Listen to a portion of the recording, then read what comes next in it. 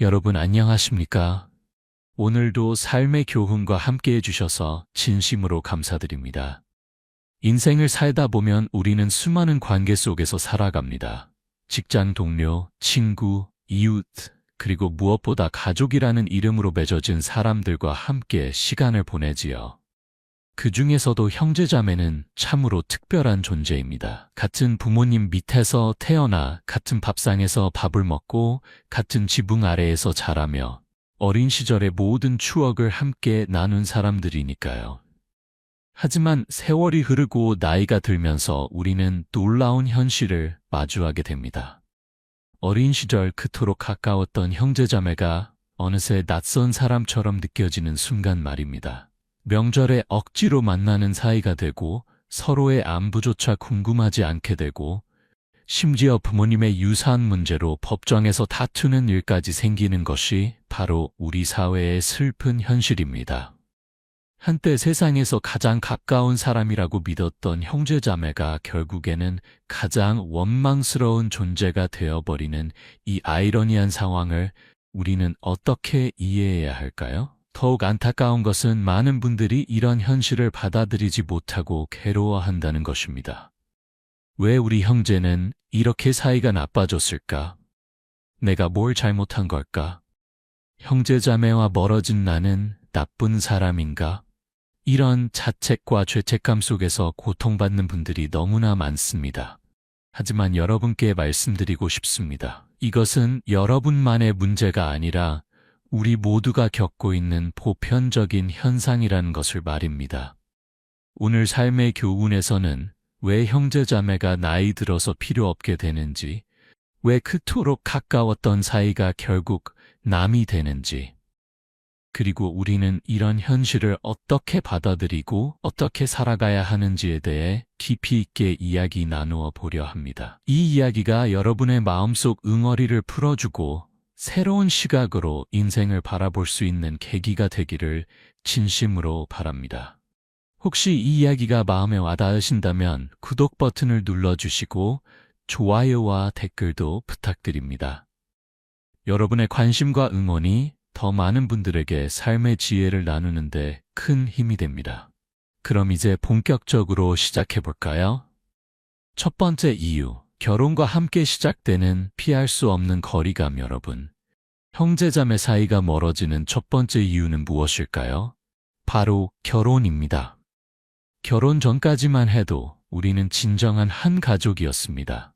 같은 집에 살면서 아침마다 같은 식탁에 둘러앉아 밥을 먹고 저녁이면 거실에 모여 텔레비전을 보며 하루를 마무리했지요. 서로의 기쁨과 슬픔을 나누고 어려울 때 서로 의지하며 살았습니다. 형이 동생의 숙제를 도와주고 언니가 동생의 고민을 들어주고 남매끼리 장난치며 웃고 때로는 싸우기도 하면서 그렇게 우리는 함께 자랐습니다. 하지만 결혼과 함께 모든 것이 변하기 시작합니다. 결혼을 하면 우리는 새로운 가족을 만들게 됩니다. 배우자와 그 가족들, 그리고 시간이 지나면 태어나는 자녀들까지. 이제 우리의 우선순위는 더 이상 부모님이나 형제자매가 아닙니다. 내 배우자와 내 자녀가 가장 중요한 사람이 되는 것이지요. 이것은 지극히 당연한 일입니다. 누구도 비난할 수 없는 자연스러운 변화입니다.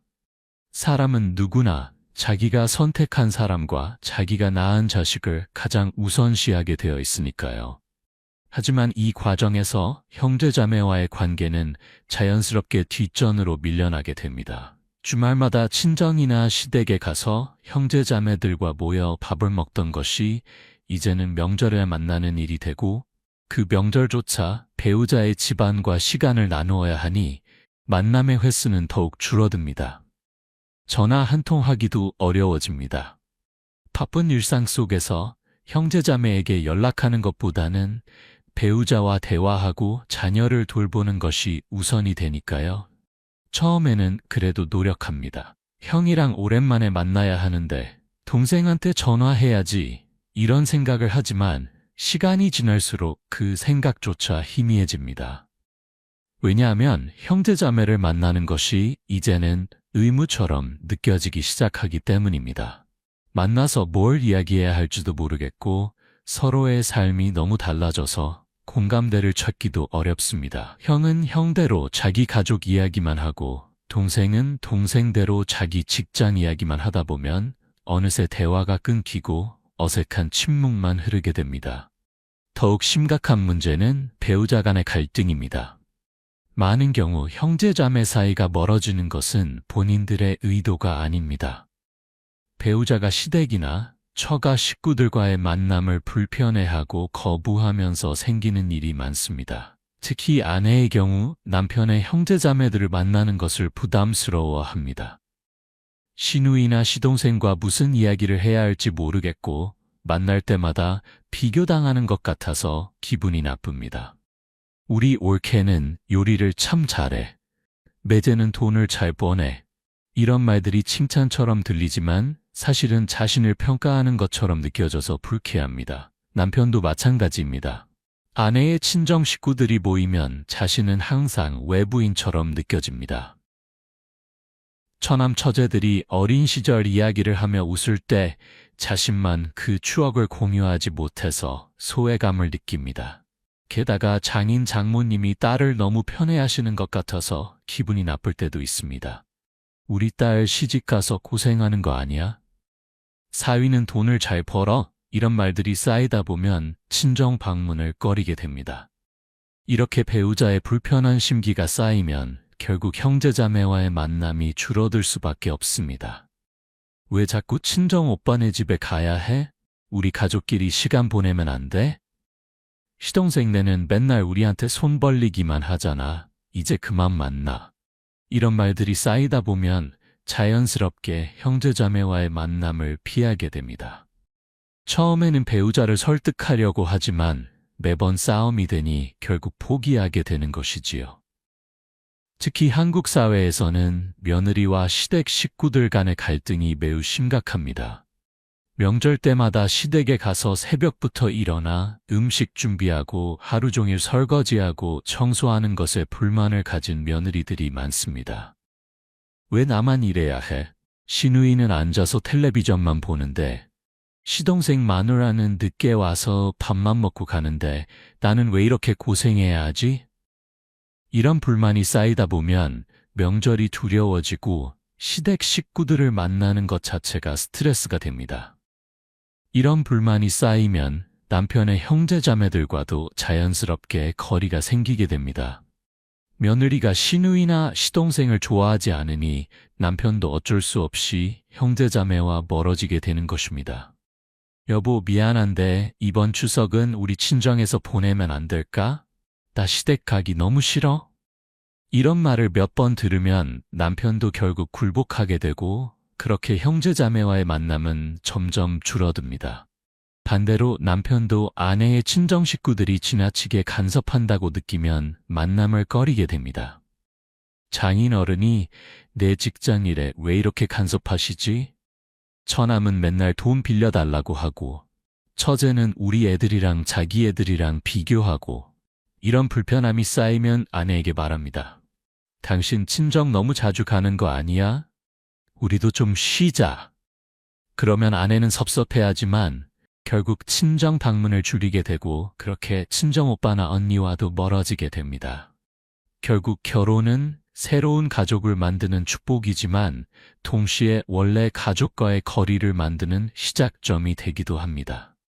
이것은 슬픈 현실이지만 우리 모두가 겪는 자연스러운 과정입니다. 형제자매보다 배우자를 선택하는 것이 잘못된 것은 아닙니다.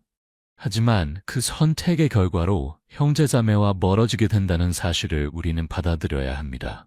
두 번째 이유, 경제적 이해관계의 충돌과 돈이 만드는 균열. 여러분, 형제자매 사이를 가장 크게 갈라놓는 것이 무엇인지 아십니까? 바로 돈입니다. 어린 시절에는 함께 가난해도 괜찮았습니다. 오히려 가난 속에서 서로 의지하며 더 끈끈한 정을 나누었지요. 남은 용돈을 동생과 나누어 쓰고 형이 아르바이트에서 번 돈으로 가족들 밥을 사고 그렇게 함께 어려움을 이겨냈습니다. 그때는 돈이 없어도 행복했습니다. 서로를 위하는 마음만 있으면 충분했으니까요. 하지만 나이가 들고 각자의 가정을 꾸리면서 경제적 차이가 생기기 시작하면 모든 것이 달라집니다. 한국 사회는 경쟁이 매우 치열합니다. 같은 부모 밑에서 자랐어도 누군가는 좋은 대학을 나와서 대기업에 취직하고 승진을 거듭하여 연봉이 억 단위를 넘어갑니다. 강남의 큰 아파트에 살고 외제차를 타고 자녀를 해외 유학 보내며 여유로운 삶을 삽니다. 하지만 누군가는 학력이 낮아서 좋은 직장을 구하지 못하고 비정규직으로 전전하며 월급도 제대로 받지 못합니다. 여전히 월세방에서 힘들게 살아가며 자녀 학원비 내기도 버거워합니다. 같은 부모 밑에서 자랐고 같은 환경에서 교육받았는데 왜 이렇게 인생의 결과가 다를까요? 누구는 운이 좋았고 누구는 선택을 잘했고 누구는 노력을 더했습니다. 하지만 결과적으로 형제자매 간의 경제적 격차가 생기는 것은 피할 수 없는 현실입니다.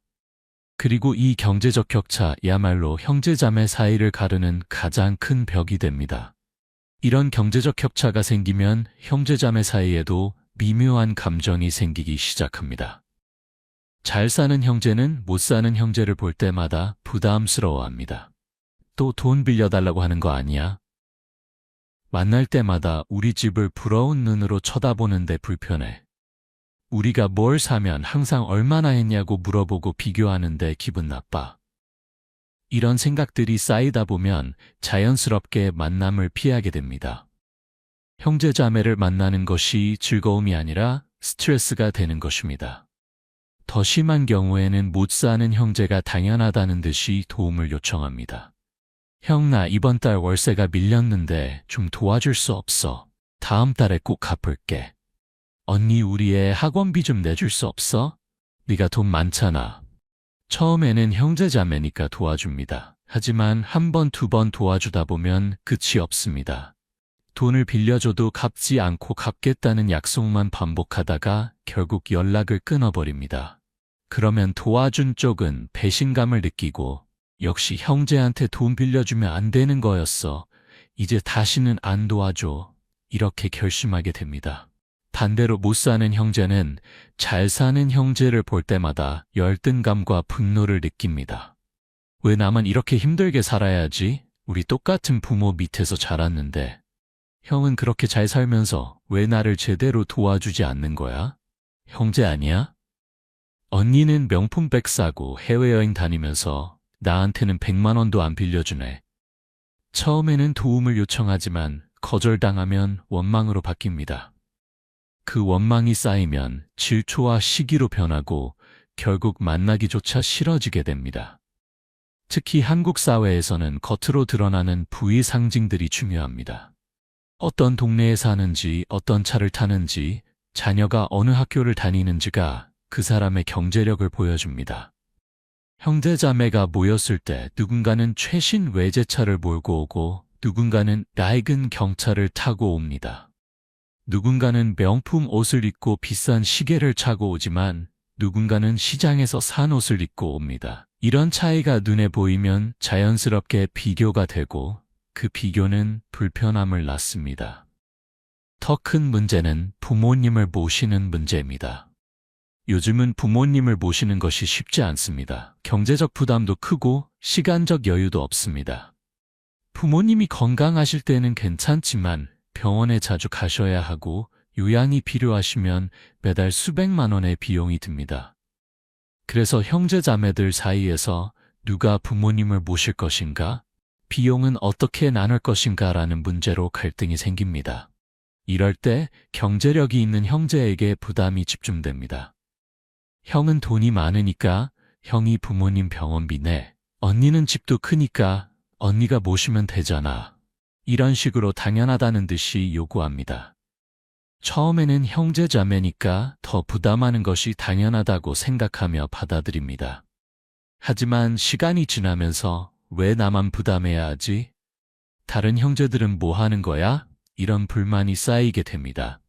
반대로 경제력이 없는 형제들은 미안한 마음과 함께 억울한 마음도 듭니다. 나도 돕고 싶은데 돈이 없어서 못 돕는 건데 왜 나를 무책임하다고 하지? 돈 많은 형제가 당연히 더 부담해야 하는 거 아니야? 이렇게 서로 다른 생각이 충돌하면서 갈등은 깊어집니다. 결국 아무도 부모님을 제대로 모시지 않게 되는 경우도 많습니다. 서로에게 책임을 떠넘기다가 부모님은 결국 요양원으로 가시게 되고 자식들은 서로를 원망하며 연락을 끊게 됩니다. 부모님이 살아계실 때도 이런데 돌아가시고 나면 상황은 더욱 악화됩니다. 가장 비극적인 것은 부모님이 돌아가신 후 유산 문제입니다. 부모님이 살아계실 때는 그래도 체면 때문에 참고 지냈는데 돌아가시고 나면 그동안 쌓였던 모든 불만이 한꺼번에 폭발합니다. 내가 부모님을 10년 동안 모셨으니까 내가 집을 받아야 해. 아니야, 나는 부모님 병원비를 다 냈을까? 내가 더 받아야지. 형은 살아생전에 부모님한테 돈을 얼마나 받아갔는데 또 받으려고 해? 이런 식으로 다투다가 결국 법정까지 가는 경우도 많습니다. 한때 가장 가까웠던 형제자매가 법정에서 서로를 고소하고 변호사를 통해서만 대화하고 유산을 1원이라도 더 받기 위해 온갖 증거를 제출하며 다투는 모습. 이것이 바로 우리 사회의 슬프고도 현실적인 모습입니다. 돈은 사람의 본성을 드러냅니다. 아무리 형제자매라도 큰돈이 걸리면 그 본성이 드러나게 됩니다. 그리고 그 본성 앞에서 어린 시절의 아름다운 추억이나 형제자매의 정이란 너무나 쉽게 무너지고 맙니다. 유산 문제로 한번 싸우고 나면 관계는 돌이킬 수 없이 망가집니다. 법정 다툼이 끝나고 유산을 나누고 나서도 서로 연락하지 않습니다. 명절에도 만나지 않고 경조사에도 참석하지 않습니다. 심지어 길에서 마주쳐도 모른 척하고 지나갑니다. 같은 피를 나눈 형제자매가 완전히 남보다 못한 사이가 되어버리는 것입니다. 돈이 전부는 아니지만 돈 때문에 형제자매가 멀어지는 것은 부정할 수 없는 현실입니다. 경제적 여유가 있으면 형제자매에게 너그러울 수 있지만 자신도 힘든 상황에서는 형제자매까지 돌볼 여유가 없습니다. 그리고 그 여유 없음이 결국 관계의 단절로 이어지는 것입니다. 세 번째 이유, 자녀 교육을 둘러싼 끝없는 비교와 경쟁. 여러분, 한국 사회에서 가장 치열한 경쟁이 벌어지는 곳이 어디일까요? 바로 자녀 교육입니다. 대한민국 부모들에게 자녀 교육은 단순한 교육이 아니라 인생의 전부입니다. 자녀가 어느 학교를 다니는지, 어느 학원을 다니는지, 성적이 몇 등인지, 어느 대학을 목표로 하는지가 그 집안의 자랑이자 동시에 가장 큰 스트레스가 됩니다. 그리고 이 교육 경쟁은 형제자매 사이에서도 예외가 아닙니다. 명절에 친척들이 모이면 가장 먼저 나오는 이야기가 무엇입니까? 바로 자녀들의 성적과 진로입니다. 식사를 하면서도 거실에 앉아서도 끊임없이 아이들 이야기가 나옵니다. 우리 큰애는 이번 중간고사에서 전교 10등 안에 들었어요. 우리 딸은 수학 경시대회에서 금상 받았어요. 우리 아들은 과학고 준비하고 있어요. 이런 자랑이 시작되면 다른 형제자매들은 자연스럽게 위축되고 불편해집니다. 특히 사촌들끼리 나이가 비슷하면 비교는 더욱 심해집니다. 너희 집 큰애랑 우리 집 둘째가 동갑이지? 성적은 어때? 요즘 아이들 학원을 몇 개나 다녀? 우리 애는 5개 다니는데. 대학은 어디 목표로 하고 있어? 우리 애는 서울대 의대 준비 중이야. 이런 대화가 오가면 성적이 좋은 아이의 부모는 우쭐해지고 그렇지 못한 아이의 부모는 주눅이 듭니다.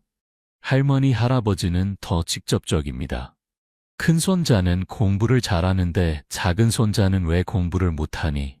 손녀는 영어를 잘하던데 손자는 영어 못하지?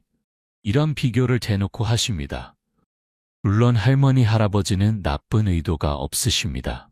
그저 손주들에게 관심이 많으셔서 하시는 말씀이지만 듣는 부모 입장에서는 매우 기분이 나쁩니다. 이런 비교가 반복되면 형제자매 사이에도 경쟁의식이 생기게 됩니다.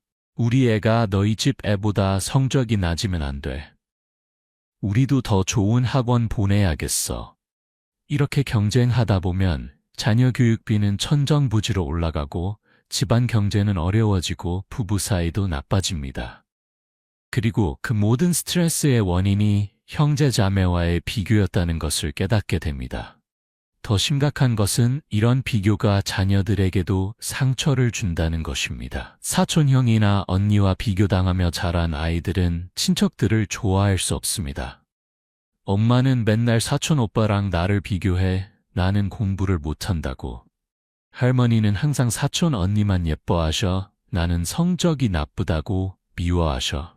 명절 때마다 친척들이 모여서 내 성적 이야기하는 거 너무 싫어. 이런 불만이 쌓이면 아이들도 친척 만나는 것을 싫어하게 됩니다. 부모들도 자녀가 불편해하는 것을 보면 억지로 만남을 유지할 이유가 없어집니다. 우리 애가 고모네 집에 가기 싫대. 맨날 비교당하는 게 스트레스래. 그래? 그럼 이번 명절은 우리끼리만 보내자.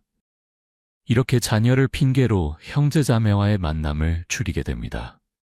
또한 자녀 교육비 문제로 형제자매 사이에 갈등을 만들어냅니다. 잘 사는 집은 자녀에게 유학을 보내고 비싼 과외를 시키고 온갖 스펙을 쌓아줍니다.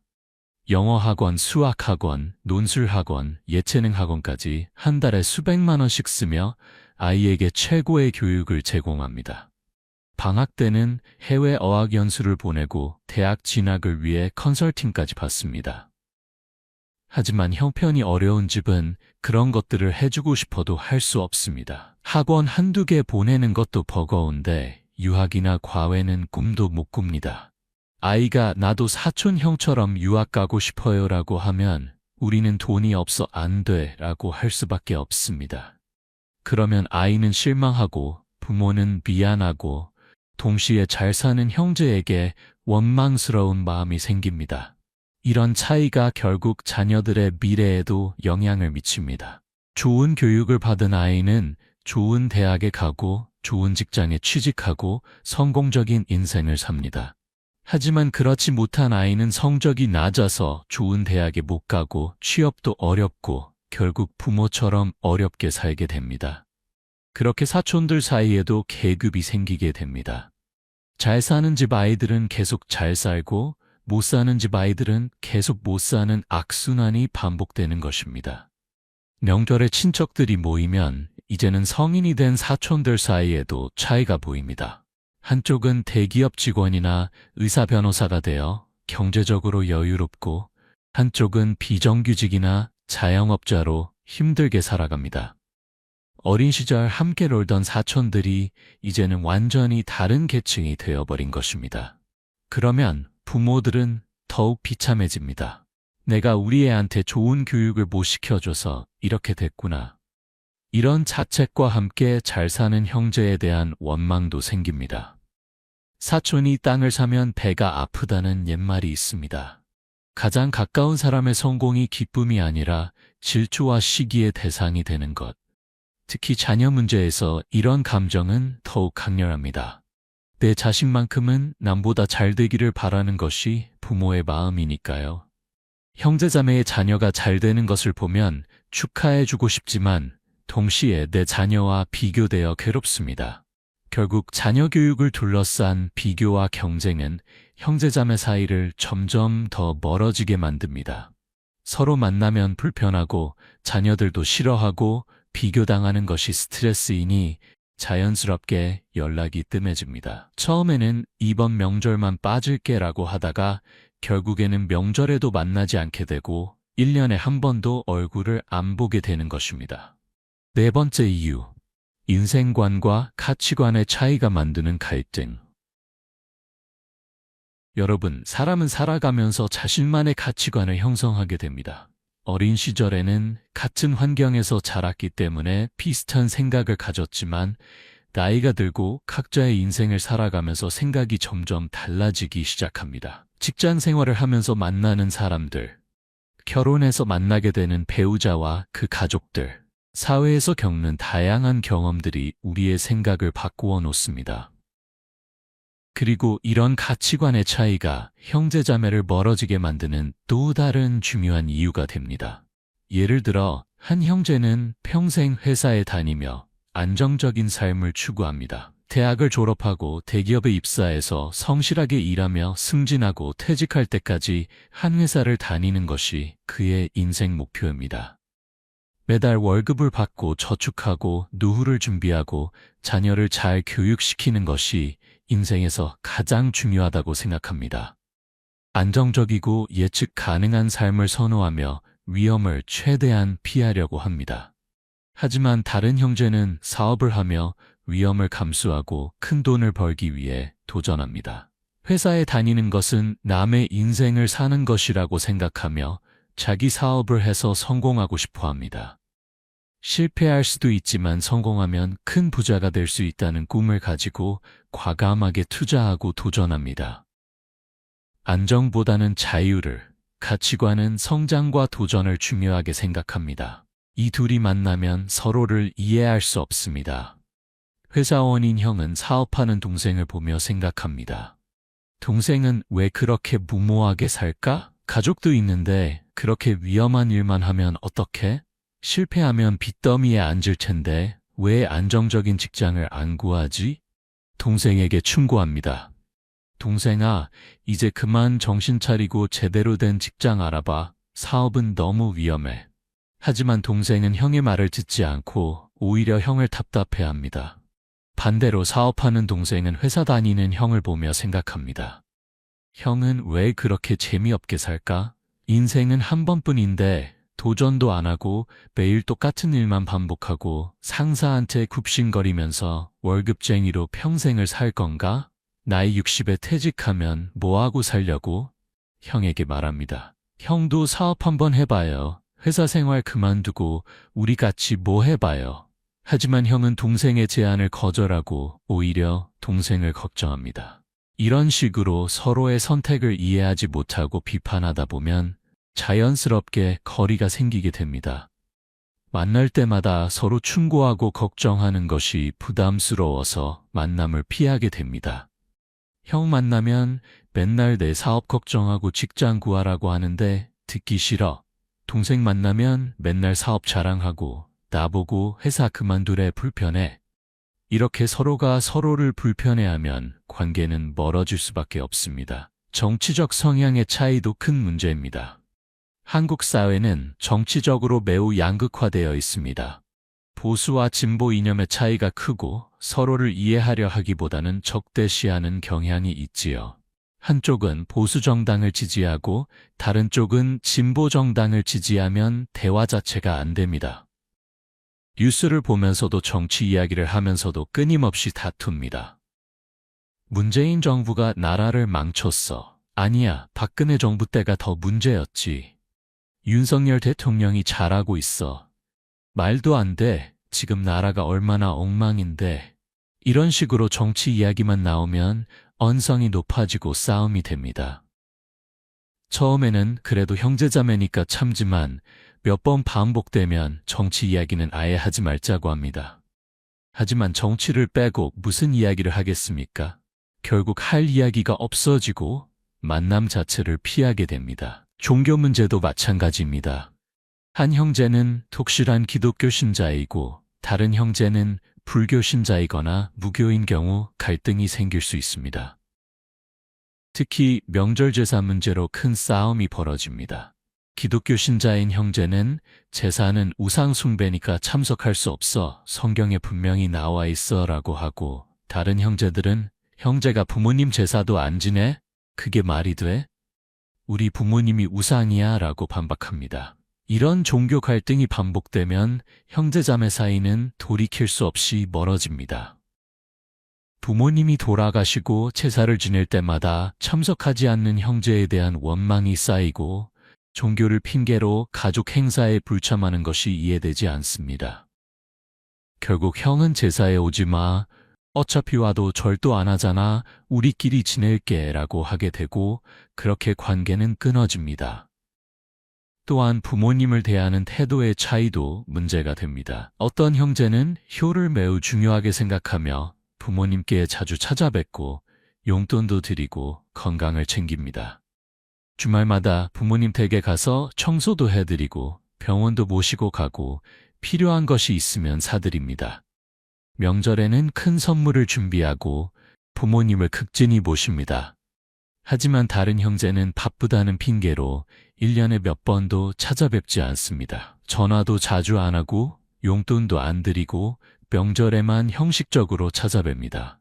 부모님과의 과거 갈등 때문에 혹은 바쁜 일상 때문에 부모님을 소홀히 합니다.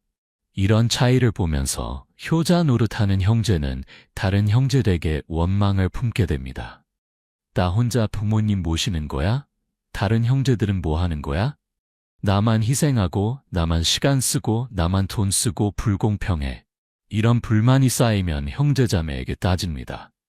형도 좀 부모님 찾아뵙지 그래요? 나만 모시는 것 같아서 힘들어요. 그러면 소홀한 형제는 변명합니다. 나도 바빠서 그래 이해해줘.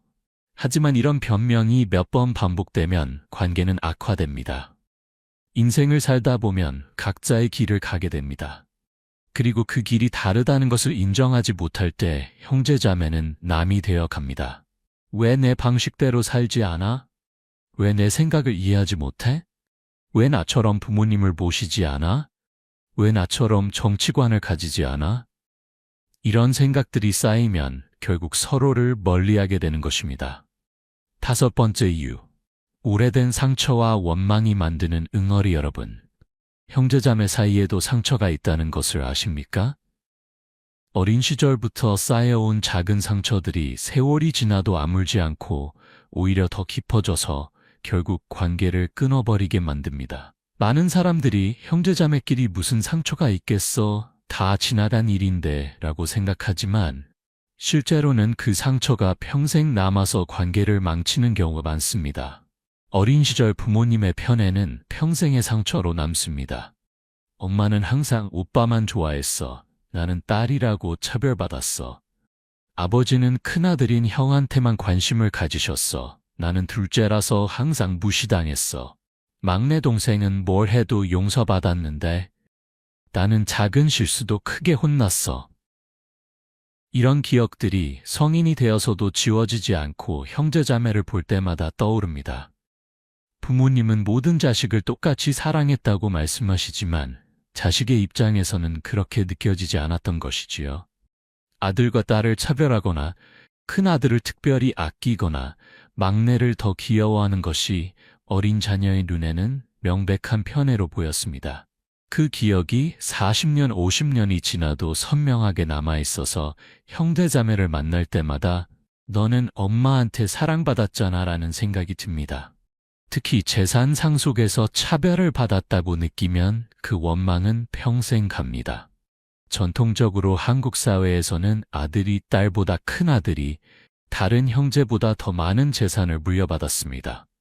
부모님이 돌아가시고 재산을 나눌 때 아들이니까 집을 받아야 한다. 큰아들이니까 제사를 모시니까 더 받는 게 당연하다 이런 논리로 불평등하게 분배합니다. 딸은 나도 부모님 자식인데 왜 차별받아야 하지? 오빠는 집도 받고 땅도 받는데 나는 조금만 받아?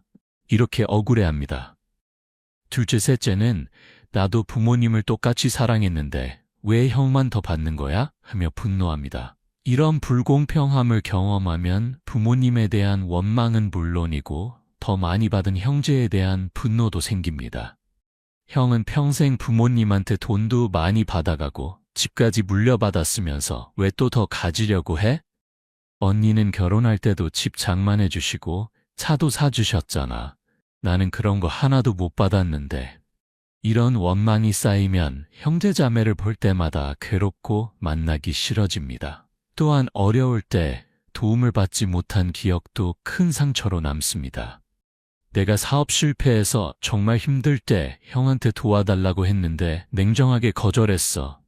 그때 형은 돈이 많았는데도 나를 외면했어. 내가 병원비가 없어서 고생할 때 언니한테 돈을 빌려달라고 했는데 안 빌려줬어. 자기 돈 아끼려고 나를 버렸어. 내가 이혼하고 힘들 때 동생한테 잠깐 얹혀 살자고 했는데 거절했어. 형제가 이렇게 냉정할 수 있나? 이런 경험은 쉽게 잊히지 않습니다. 형제자매라면 당연히 어려울 때 도와줘야 한다고 생각했는데 차갑게 거절당한 기억은 평생의 한이 됩니다. 그때 나를 도와줬으면 내 인생이 달라졌을 텐데 형제가 나를 버렸을 때 너무 외롭고 배신감이 들었어. 이런 상처는 시간이 지나도 아물지 않고 오히려 더 깊어집니다. 반대로 도와준 쪽도 원망을 품게 됩니다. 내가 그때 얼마나 많이 도와줬는데 고맙다는 말 한마디 없어 당연하게 생각하더라. 동생한테 5천만 원을 빌려줬는데 갚지도 않고 연락도 안 해. 나도 그 돈이 필요했는데. 형이 사업한다고 돈을 빌려가더니 망하고 나서는 미안하다는 말도 없어. 그냥 못 본 척 하더라. 이런 식으로 도와줬는데 배신당했다고 느끼면 역시 원망이 쌓입니다. 서로가 서로에게 원망을 품고 있으면 만날 때마다 불편하고 결국 만나지 않게 됩니다. 한쪽은 도와주지 않아서 원망하고 다른 쪽은 도와줬는데 고마워하지 않아서 원망합니다. 결국 둘 다 피해자라고 생각하며 상대방을 나쁜 사람으로 여기게 됩니다. 특히 형제자매의 배우자가 한 말이나 행동도 큰 상처가 됩니다. 올케가 명절 때 나를 무시했어. 내가 가난하다고 깔봤어. 매형이 우리 집안을 낮춰봤어. 자기는 명문대 나왔다고 잘난 척했어. 형수님이 우리 엄마를 함부로 대했어. 도저히 용서할 수 없어. 이런 일이 생기면 본인들끼리는 괜찮아도 배우자 때문에 관계가 멀어지는 경우가 많습니다. 배우자가 한 말이나 행동은 형제자매 본인이 한 것만큼이나 상처가 됩니다. 형수가 나를 그렇게 대했는데 형은 왜 아무 말도 안 했어? 형이 내 편을 들어줘야 하는 거 아니야? 이렇게 생각하며 형제에게도 섭섭함을 느낍니다. 그리고 그 섭섭함이 쌓이면 형은 나보다 형수가 더 중요한 거지 뭐라며 관계를 정리하게 됩니다. 상처는 시간이 지난다고 저절로 아무는 것이 아닙니다. 오히려 시간이 지날수록 더 꽈바 터지기도 합니다.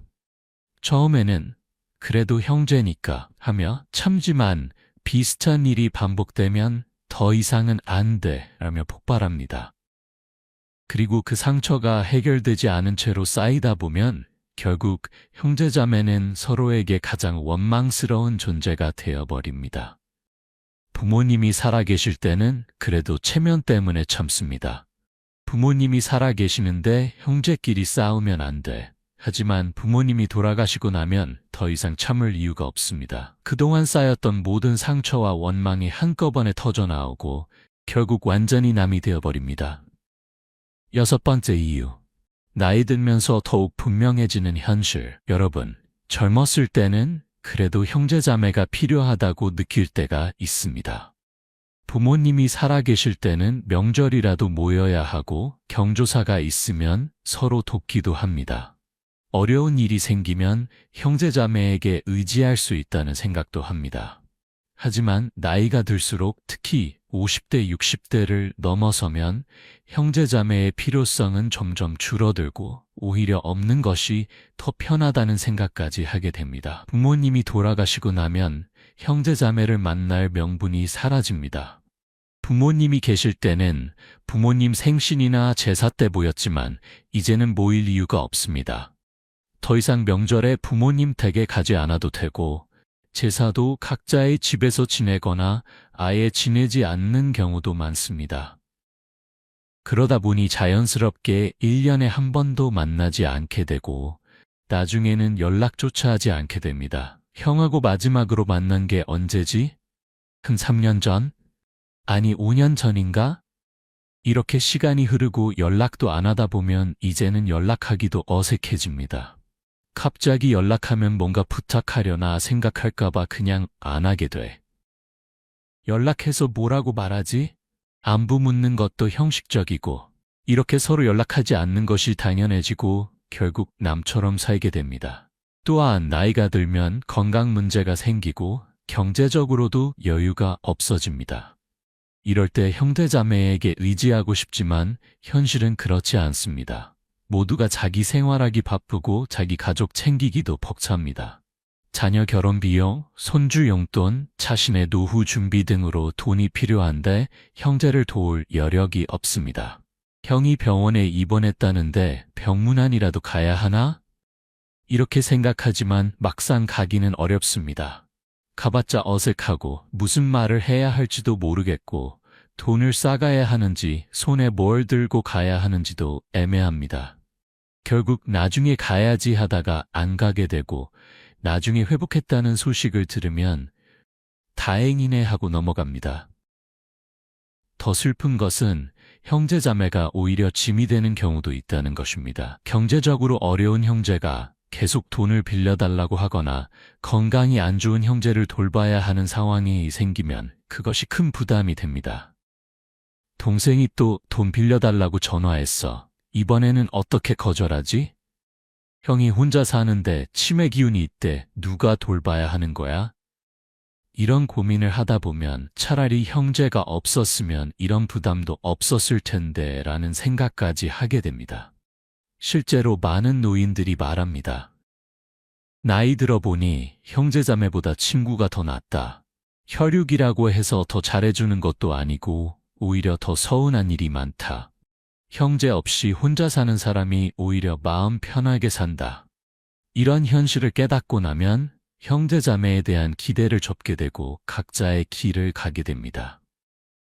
또한 요즘은 핵가족화가 심화되면서 조카들과도 거의 교류가 없습니다. 예전에는 명절 때 조카들이 세배하러 오고 삼촌 고모가 용돈도 주고 선물도 사주며 교류했지만 이제는 그런 것도 없습니다. 1년에 한 번 보기도 어렵고 조카들도 삼촌이나 고모를 거의 남처럼 생각합니다.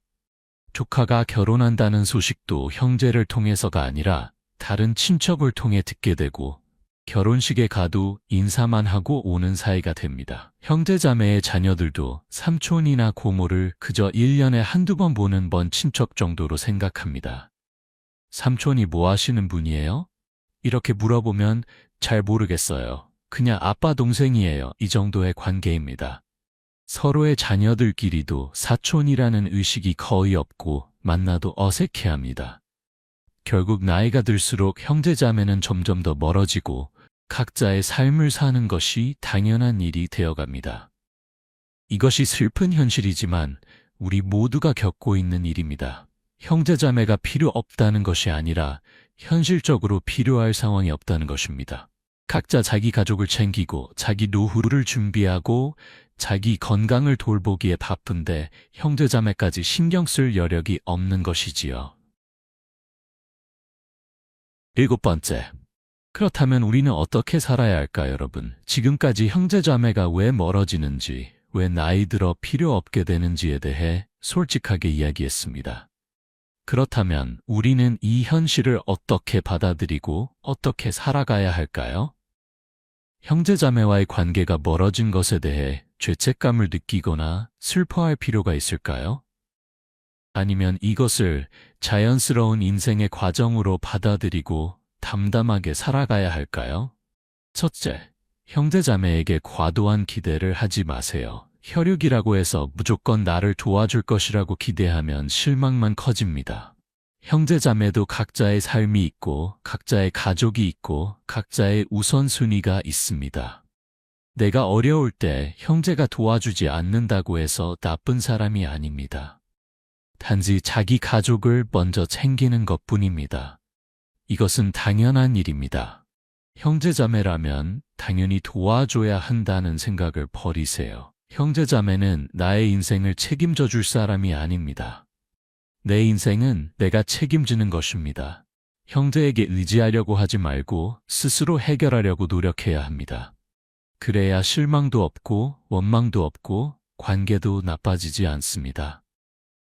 둘째, 경제적으로 철저히 독립하세요. 형제자매에게 돈을 빌리거나 도움을 요청하는 것은 관계를 망치는 가장 확실한 방법입니다.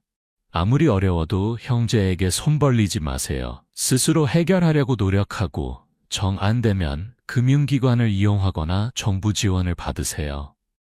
형제에게 돈을 빌리는 순간부터 관계는 망가지기 시작합니다. 만약 이미 형제에게 돈을 빌렸다면 반드시 갚으세요. 갚을 수 없더라도 계속 연락하고 미안해하고 조금씩이라도 갚으려는 노력을 보이세요. 빌려놓고 갚지도 않고 연락도 안 하면 형제는 당신을 평생 원망할 것입니다. 돈 문제로 형제자매와 원수가 되느니 차라리 혼자 힘들게 사는 것이 훨씬 낫습니다. 셋째, 과거의 상처를 내려놓으세요. 어린 시절의 불공평함이나 서운했던 일들을 평생 붙들고 있으면 자신만 괴롭습니다. 부모님이 형만 편애했어. 유산을 불공평하게 나눴어. 어려울 때 도와주지 않았어. 이런 원망을 품고 있으면 당신의 마음만 불편하고 인생이 불행해집니다. 이미 지나간 일이고 바꿀 수 없는 일입니다. 용서하고 있는 것이 자신의 마음을 편하게 하는 길입니다. 형제를 원망하는 것은 결국 자신을 괴롭히는 것입니다. 상처를 내려놓고 앞으로 나아가세요. 과거에 매달려 있으면 현재도 미래도 불행해집니다.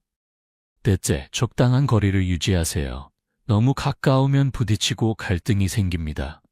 너무 멀면 정이 식고 완전히 남이 됩니다. 1년에 몇 번 정도 안부 전화를 하고 큰일이 있을 때만 만나는 정도의 거리가 가장 좋습니다. 서로에게 부담 주지 않고 편안한 관계를 유지하는 것이 중요합니다. 무리하게 자주 만나려고 하지 마세요. 의무감으로 만나면 서로 불편합니다. 만나고 싶을 때 만나고 연락하고 싶을 때 연락하면 됩니다.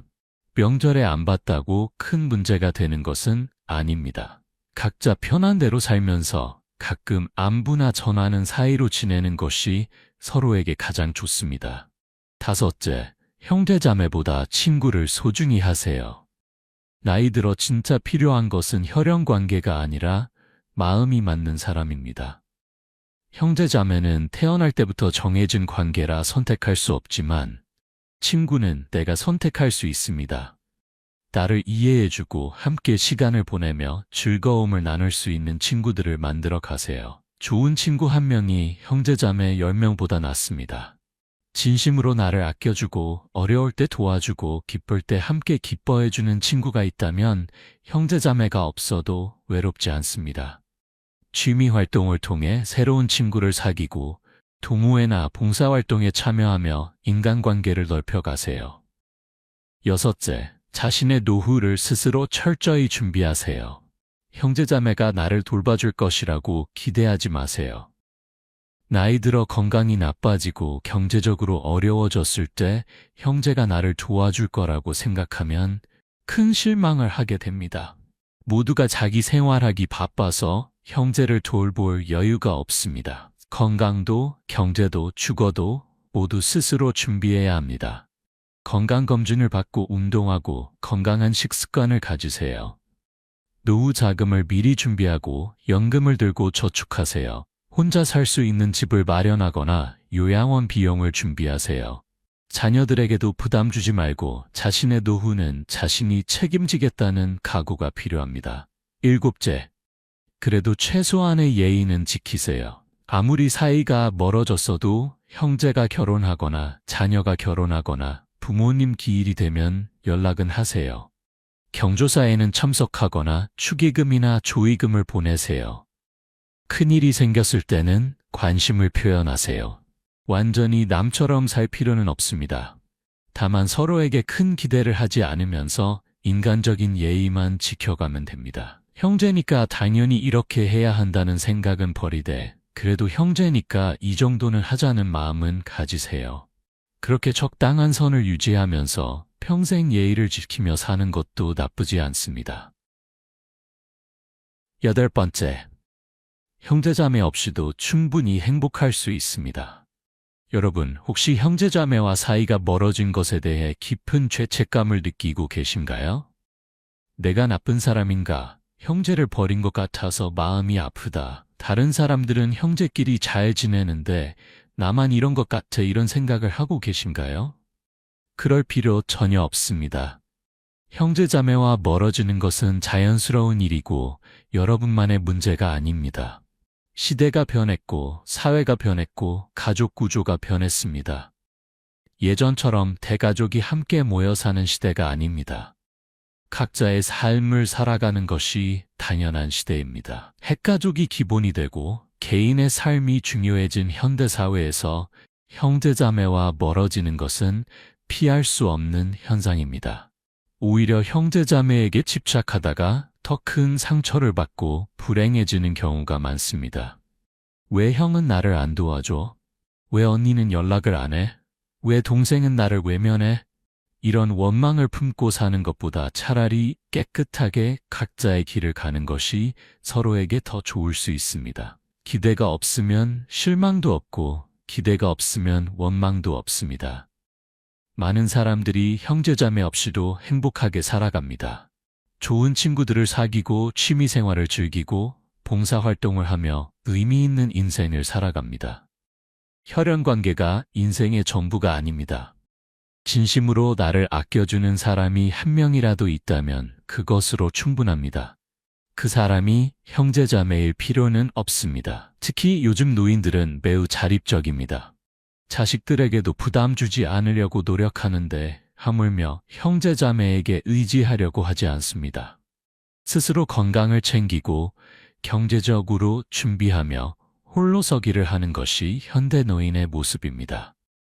요양원에 들어가거나 혼자 살면서도 당당하고 행복하게 사는 분들이 많습니다.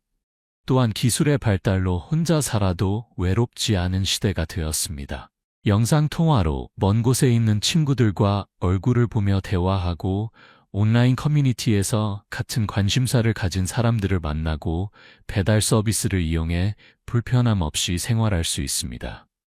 스마트폰 하나면 세상과 연결될 수 있고 외로움을 느낄 이유가 없습니다.